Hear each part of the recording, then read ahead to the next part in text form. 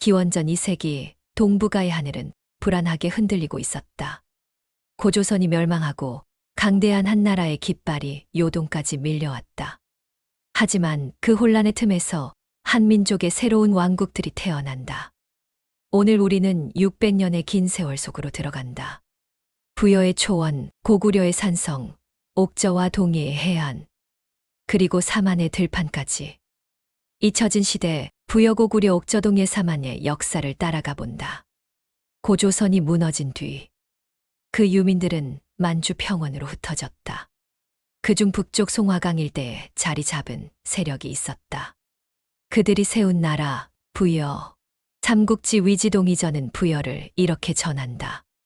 풍속이 순박하고 예를 알고 하늘에 제사하며 나라가 크고 백성이 부유하다. 부여는 단순한 부족 국가가 아니었다. 왕을 중심으로 가라는 귀족들이 각 지역을 다스렸다. 이 구조는 후대 고구려의 귀족 체제의 시초가 된다. 기원전 1세기경 부여는 예맥계 부족들과 충돌한다. 예맥은 활을 잘 쏘고 산악지대에 강했다. 그러나 부여는 말을 타고 달리며 청동창과 철제 무기로 상대를 압도했다. 이 전쟁은 부여예맥 연합전이라 불린다. 부여는 승리했고 요동 북부까지 영향력을 넓힌다. 부여의 왕은 하늘의 아들 해모수의 후손이라 불렸다. 매년 12월 부여 사람들은 하늘에 제사를 올렸다. 밤새 불을 밝히고 노래하며 하늘의 후예로서 자신들의 정체성을 새겼다. 이 제천 의식은 훗날 고구려의 동맹 제사로 이어진다. 그러나 부여 내부는 점점 불안해졌다. 귀족들이 왕권을 견제했고 왕족 간의 갈등이 깊어졌다.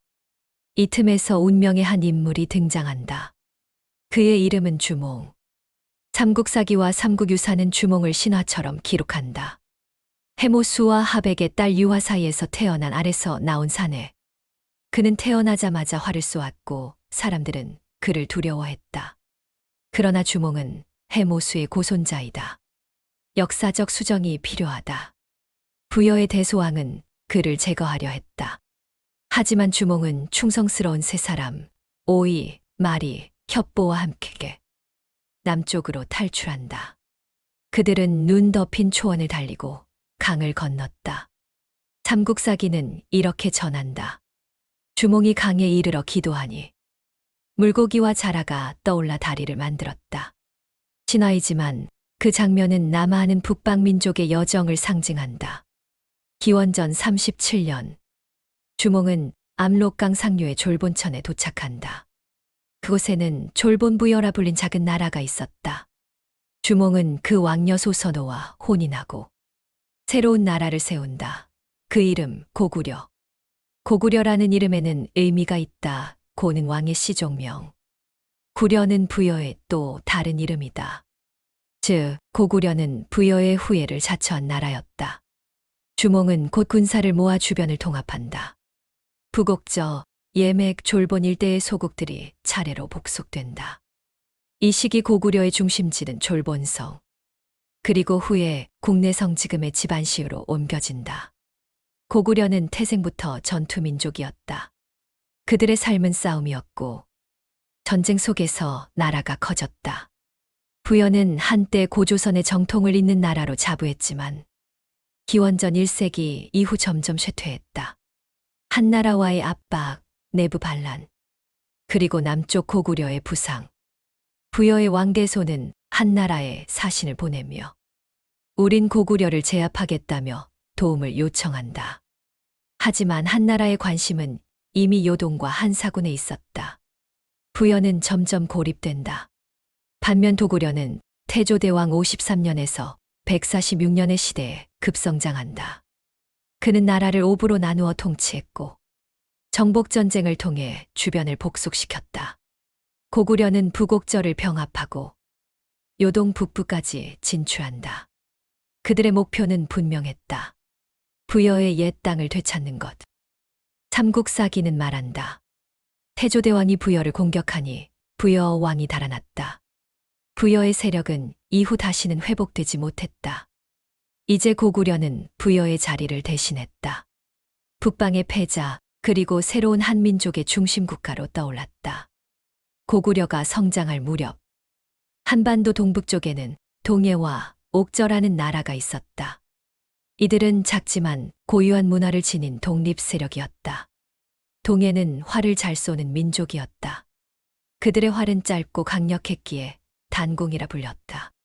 그들은 춤과 음악을 좋아했고 예의가 바르며 여성의 정절을 무엇보다 중시했다. 옥저는 바다와 강을 따라 살았다. 그들은 생선을 말려 소금에 절였고 어염으로 불을 쌓았다. 어염은 어업과 제염소금 생산을 아울러 이르는 말로 생선과 소금을 함께 가리키는 말이다. 하지만 1세기 후반 고구려의 태조대왕은 남하를 시작한다. 옥저와 동해는 고구려의 공세를 막지 못했다. 결국 그들은 병합된다. 이로써 부여 옥저 동해는 모두 고구려의 체제 아래로 들어가게 된다. 하나의 통일된 북방권이 완성된 것이다. 흥미로운 점은 동해의 화락 문화가 후대 신라에 영향을 주었다는 점이다. 그들의 무예, 예절, 청년 조직의 전통이 신라 화랑도로 계승되었다는 학설이 있다. 전쟁 속에서도 문화는 살아남았다. 한편 남쪽의 한반도는 또 다른 문명권이었다. 마한, 진안, 변한 이 세 나라를 합쳐 사만이라 불렀다. 삼국지 위지동이전은 사만을 이렇게 묘사한다. 마한 54국, 진안 12국, 변한 12국. 그 땅은 따뜻하고 풍요로우며 백성은 농경에 힘쓴다. 사만은 느슨한 연맹체였다. 각국은 독립적이었지만 제천이식과 제정일치 구조를 공유했다. 그 중심에는 마한의 왕, 진왕이 있었다. 진안에는 사로국 훗날 신라가 되었고 변안에는 가야가 있었다. 이 시기 한반도 남부에는 철기 문화가 급속히 퍼졌다. 특히 낙동강 유역의 가야는 제철 기술로 유명했다. 가야의 철은 일본 규슈로 전해졌고 외국의 철은 가라에서 온다는 기록이 일본 서기에 남아있다. 즉, 한반도의 남부는 철과 교역의 문명지였다. 하지만 마한과 진안, 변안은 서로 경쟁했다. 영토 분쟁, 제사 주도권, 해상 무역권을 둘러싸고 크고 작은 내전이 끊이지 않았다. 이에서 3세기 이를 사만내전기라 부른다. 그 혼란 속에서 사로국 신라의 전신과 백제의 전신이 성장했다. 삼국시대의 씨앗이 바로 이 시기 뿌려진 것이다. 4세기 무렵 한반도는 다시 크게 흔들린다. 고구려는 남하를, 백제는 성장기를, 신라는 도시국가 단계를 벗어난다. 그리고 그 중심에는 부여-사만 문화의 융합이 있었다. 부여의 귀족체제, 고구려의 산성 문화, 동해의 활 문화, 사만의 제철 기술, 이 모든 것이 합쳐져 삼국 문명의 근본을 이루었다. 한사군은 점점 쇠퇴했고 중국 세력의 영향은 약화되었다. 이제 한반도는 독자적인 문명권으로 완성되어 갔다. 이 시기부터 고구려는 대륙으로, 백제는 해양으로, 신라는 내륙으로 팽창하기 시작한다. 한민족의 새 축이 완성되는 순간이었다. 부여에서 시작된 하늘 숭배에 주몽이 세운 고구려의 기상, 동해의 예절, 옥저의 해양 기술, 사만의 철기와 제천 문화. 이 모든 것은 단절된 역사가 아니다. 그들은 서로 영향을 주고받으며 오늘의 한민족 문명을 만들어냈다.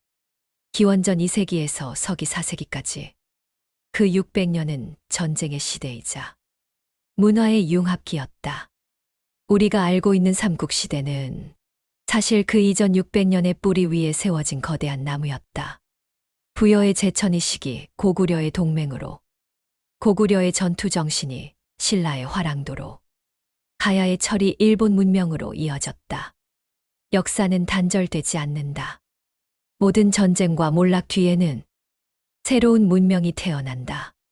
그리고 그 핏줄은 지금의 우리에게까지 이어진다. 부여에서 사만까지. 구독과 좋아요는 큰 힘이 됩니다.